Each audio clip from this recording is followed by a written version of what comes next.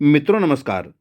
अमेरिकी लेखक डेविड जे स्वॉर्ड की महान कृति बड़ी सोच का बड़ा जादू पुस्तक हम आपके लिए अब तक 8 भाग प्रस्तुत कर चुके हैं। अब पुस्तक का 9वां भाग प्रस्तुत करने वाले हैं, जिसमें कि हमने अपने 29 भागों में इन 8 लेसन को पूरा किया है। अब पुस्तक का ये 9वां लेसन है, जिसमें हमारा भाग होगा 30वां। तो पुस्तक का यह 9वां भाग है, 9वां लेसन है, लोगों के बारे में अच्छा सोचिए। और मित्रों, हमारा भाग है प्रस्तुत करने का 30वां। तो आइए चलते हैं। सफलता हासिल करने का यह एक मूलभूत नियम है। हम इसे अपने दिमाग में बिठा लें और इसे हमेशा याद रखें। यह नियम है, सफलता दूसरे लोगों के सहयोग पर निर्भर करती है। आपके और आपके लक्ष्य के बीच एकमात्र बाधा दूसरों का सहयोग है। इसे इस तरीके से देखें, किसी अफसर को अपने आदेशों के पालन के लिए कर्मचारियों पर निर्भर होना पड़ता है। अगर वे उसके आदेश नहीं मानेंगे तो कंपनी का प्रेसिडेंट उस अफसर को नौकरी से निकाल देगा, जबकि कर्मचारियों का कुछ नहीं बिगड़ेगा। सेल्समैन को अपना सामान बेचने के लिए ग्राहकों पर निर्भर होना पड़ता है। अगर ग्राहक उसका सामान न खरीदें तो सेल्समैन असफल हो जाएगा। इसी तरह कॉलेज का डीन भी अपने शैक्षणिक कार्यक्रम में सहयोग के लिए अपने प्रोफेसरों पर निर्भर होता है। एक राजनेता अपने चुनाव के लिए मतदाताओं पर निर्भर होता है। एक लेखक अपनी किताबों की बिक्री के लिए पाठकों पर निर्भर होता है। कोई चेन स्टोर मालिक सिर्फ इसलिए चेन स्टोर मालिक बना क्योंकि कर्मचारियों ने उसे लीडर माना और ग्राहकों ने उसकी व्यावसायिक योजना को पसंद किया। इतिहास में ऐसे भी समय रहे हैं जब किसी आदमी ने केवल अपनी ताकत के दम पर सत्ता हासिल की है। उस दौर में या तो आदमी लीडर के साथ सहयोग करता था या फिर उसका सिर धड़ से अलग कर दिया जाता था। परंतु यह जान लें कि आजकल या तो कोई आदमी आपको इच्छा से सहयोग देगा या फिर वह आपको बिल्कुल भी सहयोग नहीं देगा। अब आप यह पूछ सकते हैं, चलिए मान लिया है कि मैं जो सफलता चाहता हूँ उसे हासिल करने के लिए मुझे दूसरों पर निर्भर रहना पड़ता है, परंतु मैं किस तरह इन लोगों को प्रेरित करूं कि वे मुझे सहयोग दें और मुझे लीडर मानें? इसका जवाब एक छोटे से वाक्य में दिया जा सकता है। लोगों के बारे में अच्छा सोचिए। जब आप लोगों के बारे में अच्छा सोचेंगे तो वे आपको पसंद करेंगे और आपको सहयोग भी देंगे। यह अध्याय बताता है कि आप ऐसा कैसे कर सकते हैं। दिन में हजारों बार इस तरह का दृश्य घटित होता है। किसी कमेटी या समूह की बैठक चल रही है। इसका लक्ष्य है किसी प्रमोशन, नई नौकरी, क्लब की सदस्यता, सम्मान के लिए नामों पर विचार। जैसे कंपनी के नए प्रेसिडेंट, नए सुपरवाइजर, नए सेल्स मैनेजर के लिए समूह के सामने एक नाम रखा जाता है। चेयरमैन पूछता है, इसके बारे में आपकी क्या राय है? इसके बाद वहाँ बैठे सभी लोग अपनी अपनी राय देते हैं। कई नामों के बारे में यह राय सकारात्मक होती है, जैसे वह बढ़िया आदमी है, लोग उसकी तारीफ करते हैं, उसका तकनीकी ज्ञान भी अच्छा है।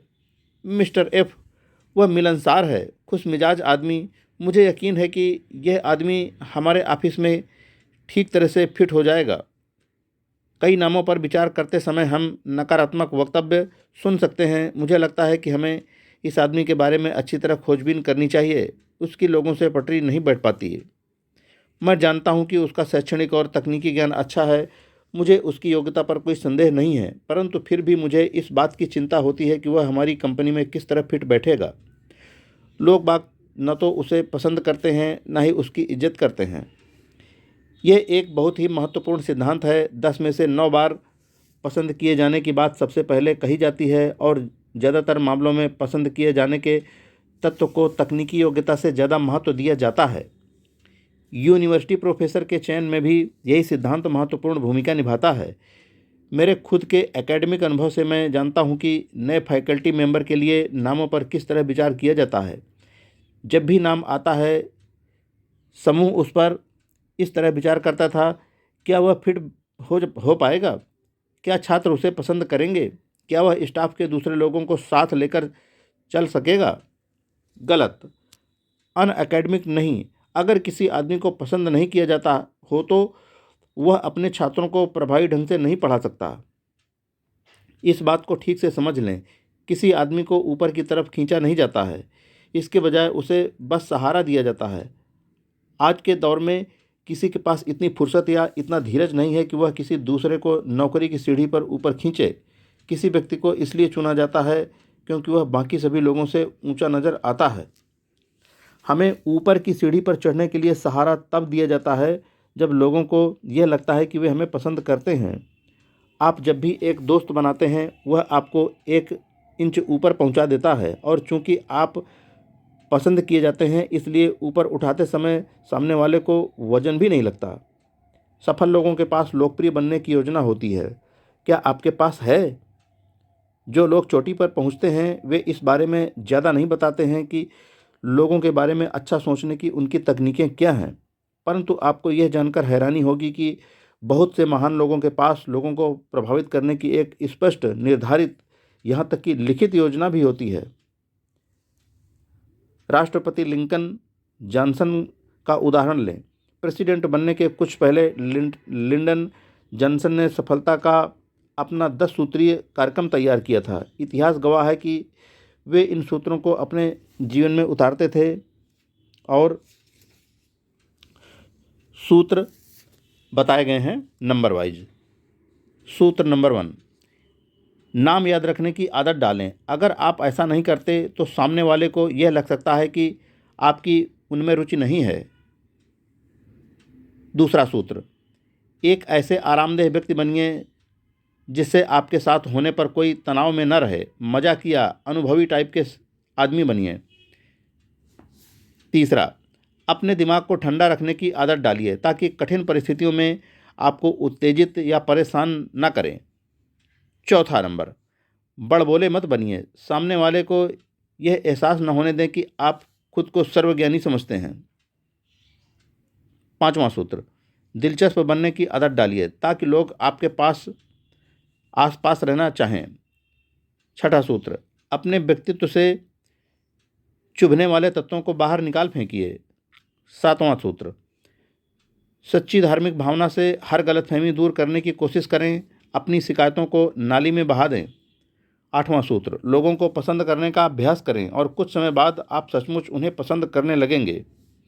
नवां सूत्र, किसी भी उपलब्धियों पर, सफलता पर बधाई देने का कोई मौका मत गंवाइए, नहीं दुख या निराशा में संवेदना जताने का अवसर खोइए। 10वां सूत्र, लोगों को आध्यात्मिक शक्ति दीजिए और वे आपको पसंद करने लगेंगे। इन 10 आसान परंतु बेहद प्रभावी लोगों को पसंद करने के नियमों की वजह से प्रेसिडेंट जॉनसन को उनके मतदाताओं ने संसद में पसंद किया। इन 10 नियमों को जीवन में उतारने से प्रेसिडेंट जॉनसन को सहारा देकर ऊपर पहुंचाना ज़्यादा आसान हो गया। इन नियमों को एक बार फिर से पढ़िए। ध्यान दें कि यहाँ बदला लेने की बात नहीं कही गई है। यहाँ यह भी कहा गया है कि गलतफहमी दूर करने के लिए आप सामने वाले की पहल का इंतज़ार करें। यहाँ पर इस तरह का विचार भी नहीं है कि मैं ही सब कुछ जानता हूँ, बाकी सब लोग मूर्ख हैं। चाहे वे बिजनेस में हों, कला, विज्ञान या राजनीति में हों, महान लोग बहुत मानवीय, खुशमिजाज होते हैं। उनमें ऐसी कला होती है कि लोग उन्हें पसंद करने लगते हैं। परंतु दोस्ती खरीदने की कोशिश न करें, क्योंकि दोस्ती बिकाऊ नहीं होती। अगर सच्ची भावना हो, अगर आप अपने सामने वाले को सचमुच पसंद करते हो तो तोहफे देना अच्छी बात है, परंतु अगर ऐसा नहीं है तो तोहफे को अक्सर रिश्वत समझ लिया जाता है। पिछले साल क्रिसमस के कुछ दिन पहले मैं एक मध्यम आकार की ट्रैकिंग फर्म के प्रेसिडेंट के ऑफिस में बैठा था। जब मैं विदा लेने वाला था तो वहाँ पर एक डिलीवरी मैन तोहफा लेकर आया जो उसे स्थानीय टायर रिकैपिंग फर्म ने भिजवाया था। तोहफे को देखकर मेरे दोस्त का दिमाग खराब हो गया और उसने चिढ़कर डिलीवरी मैन से कहा कि वह तोहफे को वापस ले जाए और भेजने वाले को सौंप दे। जब डिलीवरी मैन चला गया तो मेरे दोस्त ने मुझसे कहा, मुझे गलत मत समझना, मुझे तोहफे लेना और देना दोनों पसंद हैं। फिर उसने मुझे इन तोहफों के बारे में बताया जो उसे उसके दोस्त ने दिए थे, परंतु उसने आगे कहा, जब तोहफा रिश्वत की तरह दिया जाए, अपना काम निकलवाने के लिए दिया जाए, तो मैं इसे पसंद नहीं करता। मैंने इस फर्म के साथ बिजनेस करना 3 महीने पहले बंद कर दिया था, क्योंकि उनका काम ठीक नहीं था और उनके कर्मचारियों को भी पसंद नहीं करता था, परंतु उनका सेल्समैन बार बार हमारे यहाँ चला आता था। मुझे गुस्सा इस बात पर आता है, उसने कहा, कि पिछले सप्ताह यही सेल्समैन यहाँ पर आया और उसने यह कहने की हिमाकत की, हम चाहेंगे कि आप हमें काम दें। मैं शांता से जाकर कहूँगा कि वह आपको इस साल कोई अच्छा सा तोहफ़ा ज़रूर भिजवा दें। अगर मैंने यह तोहफ़ा वापस नहीं किया होता तो अगली बार वह सेल्समैन आकर जो पहली बार कहता वह यह होती, आपको तोहफ़ा तो पसंद आया है ना, दोस्ती खरीदी नहीं जा सकती, और जब हम इसे खरीदने की कोशिश करते हैं तो हमें 2 तरह के नुकसान होते हैं। पहला नुकसान, हम पैसा गंवाते हैं, दूसरा नुकसान, हम दुर्भावना पैदा करते हैं। दोस्ती करने में पहल कीजिए, सफल लोग यही करते हैं। यह सोचना ज़्यादा आसान और स्वाभाविक है। सामने वाले को पहल करना चाहिए, उसे मेरे घर पहले आना चाहिए, पहले उसे बात शुरू करनी चाहिए। दूसरे लोगों को इस तरह से नज़रअंदाज करना बहुत आसान होता है। हाँ, यह आसान और स्वाभाविक है, परंतु लोगों के बारे में अच्छा सोचने का यह सही तरीका नहीं है। अगर आप इस बात का इंतज़ार करेंगे कि दूसरा आदमी दोस्ती की नींव रखे तो आपके पास कभी ज़्यादा दोस्त नहीं होंगे। वास्तव में यही सच्चे लीडर की पहचान है कि वह लोगों से पहचान बढ़ाने में पहल करता है। अगली बार आप जब भी किसी बड़े समूह में खड़े हों तो इस बात को ध्यान में रखें, ध्यान से देखें। वहाँ पर मौजूद सबसे महत्वपूर्ण व्यक्ति वह होता है जो अपना परिचय देने में सबसे ज़्यादा सक्रिय होता है। वह आदमी सचमुच सफल होगा जो आपके पास आता है, आपसे हाथ मिलाता है और कहता है, हेलो, मैं जैक आर। इस बात पर थोड़ा विचार कीजिए और आप पाएंगे कि वह आदमी इसलिए सफल होगा क्योंकि वह दोस्ती बनाने के लिए मेहनत कर रहा है। लोगों के बारे में अच्छा सोचिए। जैसा मेरे एक दोस्त का कहना है, चाहे मैं उसके लिए महत्वपूर्ण न हूँ, परंतु वह मेरे लिए महत्वपूर्ण है, इसी कारण मुझे उसे करीब से जानना चाहिए। आपने कभी सोचा है कि लोग लिफ्ट का इंतज़ार करते समय पुतलों की तरह क्यों खड़े होते हैं? जब तक कि वे अपने किसी परिचित के साथ ना हों, तब तक ज़्यादातर लोग अपने आसपास खड़े लोगों से बात ही नहीं करते। एक दिन मैंने इस बारे में छोटा सा प्रयोग करने का फैसला किया। मैंने अपने पास खड़े आदमी से बातचीत शुरू करने का फैसला किया। मैंने 25 बार लगातार ऐसा किया और 25 बार ही मुझे इसके जवाब में सकारात्मक दोस्ताना जवाब मिला।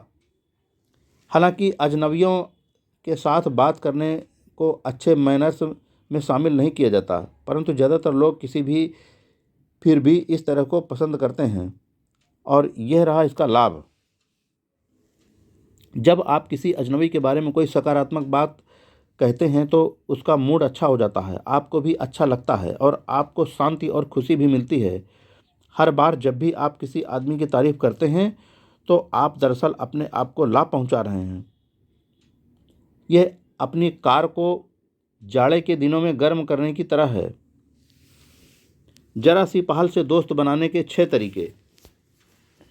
अब लेखक दोस्त बनाने के तरीकों के बारे में बताते हैं।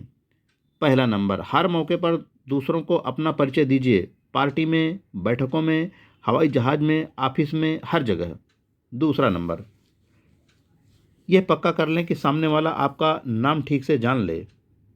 तीसरा नंबर, यह पक्का कर लें कि आप सामने वाले के नाम का उच्चारण ठीक से कर सकें। चौथा नंबर, सामने वाले का नाम लिख लें और यह पक्का कर लें कि आपने उसकी स्पेलिंग सही लिखी हो। अगर आप किसी के नाम की गलत स्पेलिंग लिखेंगे तो हो सकता है कि वह दोस्त के बजाय आपका दुश्मन बन जाए। अगर संभव हो तो उसका पता और फ़ोन नंबर भी लिख लें। पाँचवा नंबर, आप जिन नए दोस्तों से मिलें उनमें से आप जिससे परिचय बढ़ाना चाहते हों उन्हें चिट्ठी लिखें या फ़ोन करें। ये बहुत महत्वपूर्ण है। ज़्यादातर सफल लोग नए दोस्त बनाने के बाद उन्हें चिट्ठी लिखते हैं या फिर फ़ोन पर उनसे बात करते हैं।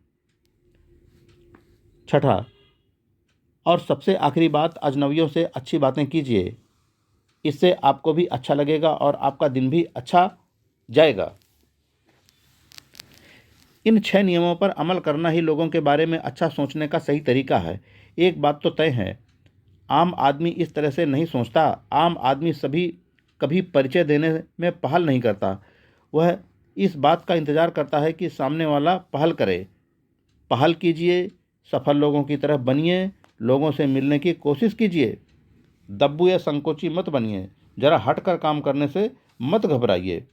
यह पता कीजिए कि सामने वाला आदमी कौन है और उसे बताइए कि आप कौन हैं। कुछ समय पहले मुझे और मेरे सहयोगी को किसी बिजनेस में सेल्स जॉब के आवेदन पत्रों की स्क्रीनिंग का काम सौंपा गया। उसने पाया कि एक आवेदक, जिसे हम टेड का नाम देंगे, बहुत योग्य था। वह बुद्धिमान, आकर्षक और महत्वाकांक्षी था।